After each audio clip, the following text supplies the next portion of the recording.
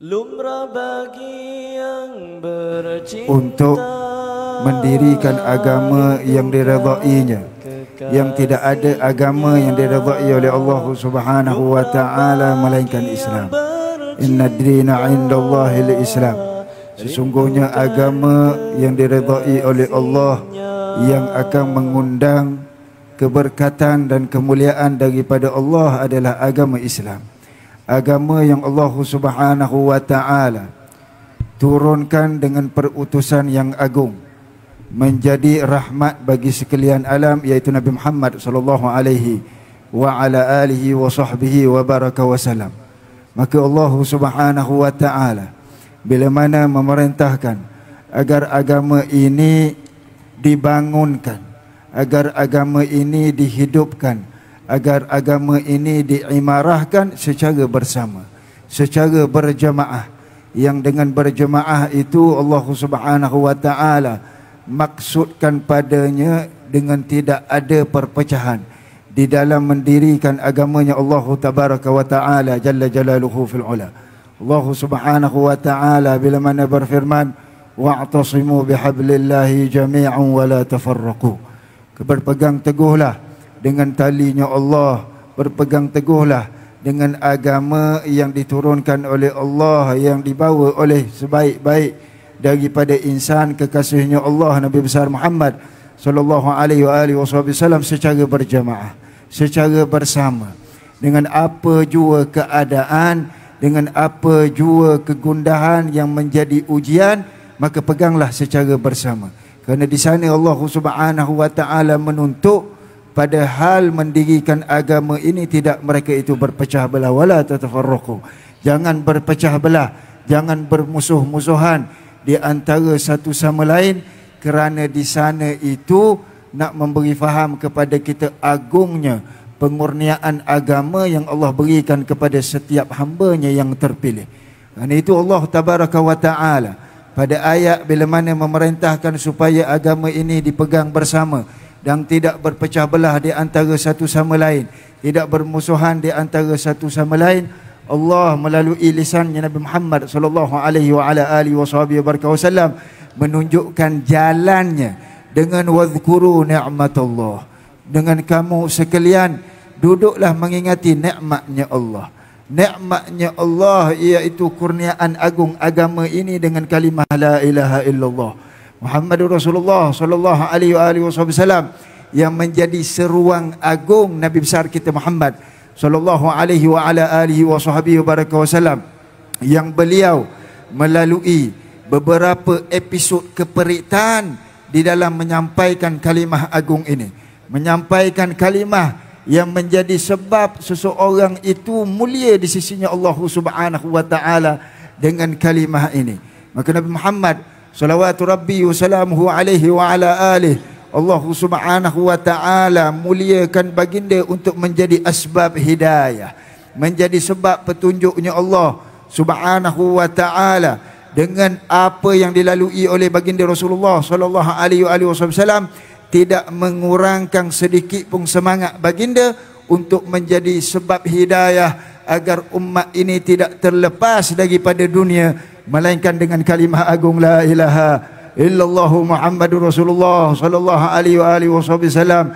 Sedemikian baginda Rasulullah bila mana melalui akan fasa-fasa yang perik, antaranya bila mana dipulau oleh mereka kaum musyrikin di lembah Abu Talib selama 3 tahun berturut-turut disebut pada riwayat, sehingga mereka Rasulullah, kaum keluarganya dan para kaum muslimin terpaksa memamah daripada kasarnya daun-daun kayu, kasarnya daun-daun kurma yang dilembutkan dengan air untuk menjadi santapan bila mana terputus bekalan kerana dipulaukan oleh kaum musyrikin, sehingga disebut pada riwayat gusi-gusi mereka itu berdarah, najis-najis mereka menjadi najis-najis unta.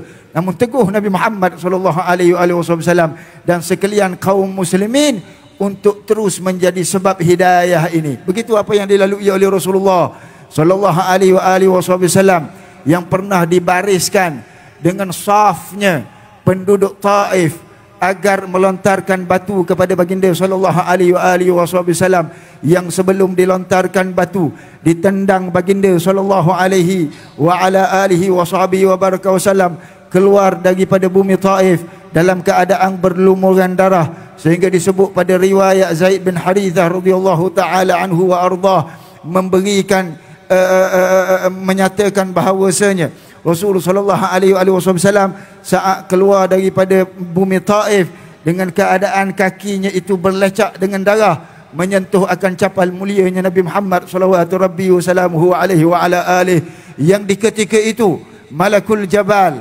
malaikat penjaga gunung, nak menunjukkan kecintaannya kepada Rasulullah, yang tidak rela melihat apa yang diperbuat kepada baginda Nabi sallallahu alaihi wa ala alihi wasallam, dengan membawa tawaran untuk bela Nabi Muhammad agar penduduk Taif ini dihempat dengan gunung, agar hancur terus mereka ini atas perbuatan mereka menyakiti Sayyidina Muhammad bin Abdullah salawatu rabbi wa salamuhu alaihi wa ala alihi.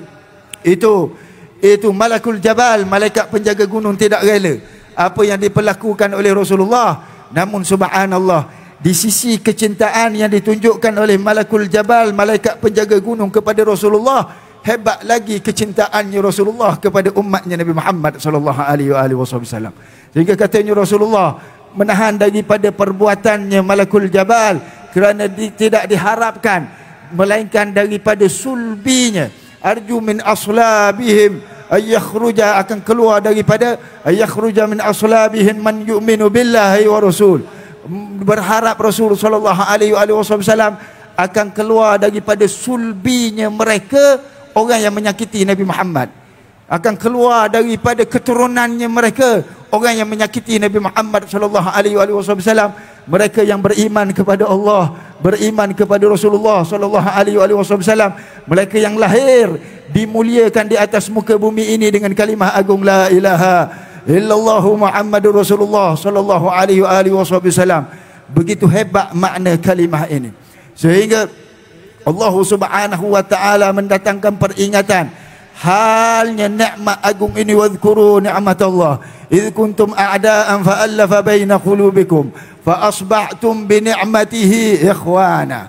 Demikian Allah Subhanahu wa taala memerintahkan untuk kita sentiasa ingat akan nikmat agung ini, nikmat kalimah la ilaha illallah melalui perutusannya Nabi Muhammad sallallahu alaihi wa ala alihi wasallam, yang ketika itu kamu bermusuhan, yang ketika itu kamu saling berperang, sebagaimana disebutkan pada riwayat bagaimana Aus dan Khazraj melalui lebih daripada 400 tahun berperang di antara satu sama lain, berbunuh-bunuhan di antara satu sama lain, sehingga mereka kembali berkasih sayang dengan nikmat la ilaha illallah Muhammadur Rasulullah sallallahu alaihi wasallam, yang dibawa oleh pembawa rahmat Nabi besar Muhammad salawatu rabbi wa salamuhu alaihi wa ala alihi washabih, sehingga mereka yang telah melalui ratusan tahun bermusuhan boleh berbaik dengan kalimah agung ini. Demikian hadirin hadirat yang dirahmati oleh Allah Subhanahu wa taala, besar dan bernilai kalimah agung la ilaha illallah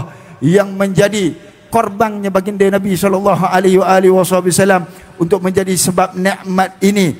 Allah Subhanahu wa taala pilih akan sekalian daripada umatnya, sehingga bersambungan sampai ke saat ini diberi nikmat kepada kita untuk tidak menarik nafas dan menghembus nafas, melainkan masih lagi dengan kemuliaan la ilaha illallah Muhammadur Rasulullah sallallahu alaihi wa ala alihi wa sahbihi wa baraka wasallam. Demikian agungnya kalimah ini, seumpama daripada hadisnya Rasulullah sallallahu alaihi wa ala alihi wa sahbihi wa baraka wasallam bersabda, umirtu an ugatilan nas hatta yaqula la ilaha illallah, atau fi riwayah hatta yashhadu an la ilaha illallah Muhammadur Rasulullah sallallahu alaihi wasallam. Aku diperintahkan untuk memeranginya manusia ini sehingga ianya mengucapkan dua kalimah syahadah, sehingga ia mengaku bahawa tiada Tuhan yang sebenarnya melainkan ya Allah, dan Nabi Muhammad itu adalah pesuruhnya Allah Subhanahu wa taala. Pernah datang sebuah riwayat, seorang sahabat yang diberitakan telah membunuh tawanan yang telah mengucap dua kalimah syahadah, sampai kepada baginda Rasulullah sallallahu alaihi wasallam. yang sahabat ini beralasan kepada Rasulullah, wahai Rasulullah, kerana difahaminya ketika itu sebagai ijtihadnya ketika itu apa yang diucapkan oleh tawanan ini, kerana nak mencari kelepasan diri, kerana ditawan oleh kaum muslimin. Baginda Nabi SAW dengan tegas menyatakan, yang boleh kita ambil faham makan maknanya, apakah kamu sudah belah dadanya, melihat keikhlasan di dalam hatinya, melihat ketulusan di dalam hatinya, di dalam mengungkapkan kalimah la ilaha illallah, memberi faham kepada kita seseorang tidak dimuliakan oleh Allah lisannya mengucap kalimah la ilaha illallah, melainkan itu kemuliaan daripada Allah Subhanahu wa taala, keagungan dan kepilihan daripada Allah Subhanahu wa taala jalla jalaluhu fil ula.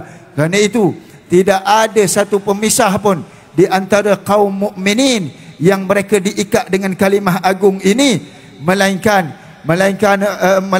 hanya nafsu syahwat mereka yang menjadi sebab mereka bermusuhan.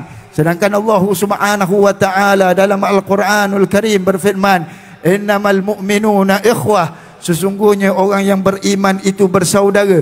Sungguh-sungguh orang yang beriman itu dia bersaudara. Persaudaraan mereka itu diikat dengan korbannya Nabi Muhammad sallallahu alaihi wasallam, menjadi sebab hidayahnya Allah tabaraka wa taala, sehingga dimuliakan mereka itu dengan kalimah la ilaha illallah Muhammadur Rasulullah sallallahu alaihi wa ala alihi wa sahbihi wa baraka wasallam. Kerana itu kaum mukminin ini tidak dituntut oleh Allah Subhanahu wa taala, melainkan bila mana melihat persengketaan di antara mereka, maka sekalian yang lain itu ada peranannya untuk memperbaikkan persengketaan itu agar tidak dirosakkan kurniaan agung, pilihan agungnya Allah memuliakan persaudaraan mereka dengan kalimah la ilaha illallah Muhammadur Rasulullah. Kerana itu pada ayat ini Allah Subhanahu wa taala berfirman, innamal mu'minuna ikhwah fa aslihu baina akhawaykum. Maka tugas mereka itu kaum mukminin, bila ada dua orang yang bersaudara itu bermusuh, ada dua orang yang bersaudara itu berbalah, maka berusahalah untuk perbaikan agar tidak ada sesuatu yang memisahkan mereka dengan kalimah agung la ilaha illallah Muhammadur Rasulullah sallallahu alaihi wa alihi wasallam. Hadirin hadirat yang dirahmati oleh Allah Subhanahu wa taala, maka alhamdulillah saat ini Allah Subhanahu wa taala muliakan kita pada perkumpulan ini dengan menjadikan kita ini dimuliakan pada persaudaraan dengan ikatan kalimah agung la ilaha illallah Muhammadur Rasulullah sallallahu alaihi wasallam. Dan kita duduk pada majlis yang nak bantu kita mengingatkan kebesaran pada pilihannya Allah Subhanahu wa taala. Sedang Rasul sallallahu alaihi wasallam sangat gembira pada nikmat ini bila mana Allah pilih kepada umatnya. Disebutkan pada riwayat, seorang pemuda Yahudi pernah dalam keadaan yang sakit, Rasulullah sallallahu alaihi wasallam datang menziarahinya. Kemudian bila mana dilihat Rasulullah datang berziarah kepadanya, pemuda Yahudi itu melihat Rasulullah dan melihat ayahnya, berharap persetujuan daripada ayahnya untuk mengikut agamanya Nabi Muhammad sallallahu alaihi wasallam, sehingga ayahnya mengatakan ati' Abul Qasim, taatlah kepada Abul Qasim, dan beliau mengucapkan asyhadu an la ilaha illallah wa asyhadu anna Muhammadar Rasulullah. Kemudian beliau meninggal dunia. Keluar Rasulullah sallallahu alaihi wasallam dalam pertemuan itu menangis bersyukur kepada Allah Subhanahu wa taala dengan syukuran yang sangat besar, kerana ini seorang daripada umatnya tidak berlepas daripada keduniaan ini melainkan dengan kalimah agung la ilaha illallah Muhammadur Rasulullah sallallahu alaihi wa ala alihi wasallam. Maka begitu besar akan makna ini yang tidak Allah Subhanahu wa taala berikan kepada hamba-Nya, melainkan benar-benar pilihannya Allah tabaraka wa ta'ala jalla jalaluhu fil ula. Di dalam Al-Quran seumpamanya Allah Subhanahu wa ta'ala berfirman, innaka la tahdi man ahbabta walakin Allah yahdi man yasha. Sesungguhnya engkau tidak akan mampu untuk beri petunjuk, tak ada siapa yang mempunyai petunjuk, melainkan menjadi asbabnya petunjuk sebagaimana yang ditunjukkan oleh Nabi Muhammad sallallahu alaihi wa ala alihi wasallam. Milik petunjuk adalah Allah Subhanahu wa taala. Maka demikian mulianya seseorang itu sehingga kita tidak mampu untuk mengurangkan kemuliaan pada seseorang kerana dia telah dimuliakan oleh Allah dengan kalimah agung la ilaha illallah Muhammadur Rasulullah sallallahu alaihi wa ala alihi wa baraka wasallam. Dan itu Rasulullah sallallahu alaihi wa alihi wasallam di dalam memperkasakan makna ini, baginda berjuang, yang perjuangan itu disambung oleh mereka penerusnya Nabi Muhammad di kalangan para as-sahabah dan seterusnya di kalangan mereka para ulama sampai ke hari ini, memperjuangkan pengukuhan kepada kalimah agung la ilaha illallah Muhammadur Rasulullah sallallahu alaihi wasallam dengan sentiasa menyebarkan seruan-seruan ketaatan untuk sentiasa takut kepada Allah Subhanahu wa taala, untuk sentiasa menjauh daripada kemaksiatan, untuk sentiasa balik kepada Allah Subhanahu wa taala, sebagaimana diperingatkan kita tadi pada apa yang disebutkan oleh Al-Ustaz Sayyid Bagir hafizahullah wa ra'ahu tentang mengingati mati. Bahagian daripada peringatan yang diusahakan oleh para ulama sebagaimana yang dibawa oleh baginda Nabi sallallahu alaihi wasallam agar kalimah agung la ilaha illallah subhanahu Allah Muhammadur Rasulullah ini dapat kita terus menjaga sebaiknya, sebagaimana al-Imam Al-Habib Abdullah bin Alawi Muhammad Al-Haddad alaihi rahmatullah tabaraka wa taala, dengan makna yang beliau menyebutkan taat itu adalah pengukuhnya iman dan maksiat itu menjadi sebab perasaknya iman, yang menjadi sebab longgarnya iman, yang sedang daripada ketaatan yang kita dirikan kepada Allah Subhanahu wa taala, dia jadi penguat kepada iman, yang kita harap iman ini ia terus kekal sehingga saat kita bertemu dengan Allah Subhanahu wa taala. Kerana demikian, seseorang walau hebat mana pun sepanjang hidupnya itu beriman kepada Allah, tapi saat tercabut dan terlepas nyawanya dalam keadaan tidak beriman, wal'iyadzubillah tabaraka wa ta'ala, maka sia-sialah segala umur yang telah dilalui pada kehidupan di dunia ini.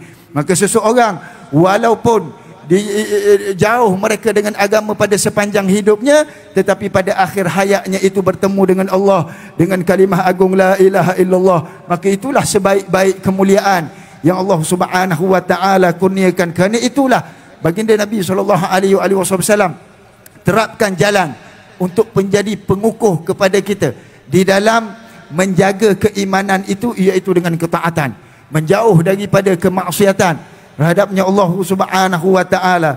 Kerana saat sakaratul maut ini saat yang sangat memerikkan. Nabi Muhammad sallallahu alaihi wa ala alihi wasallam antaranya bersabda, innal maut sakarat, sesungguhnya mati itu sangat memabukkan, sangat menyakitkan, yang di ketika itu diharapkan tiang iman benar-benar kukuh, sehingga apa sahaja yang datang daripada dugaannya sakarat itu tidak melonggarkan tiang iman ini, agar dapat ditutup dengan kurniaannya Allah, lisan ini lembut mengucapkan kalimah la ilaha illallah Muhammadur Rasulullah sallallahu alaihi wasallam.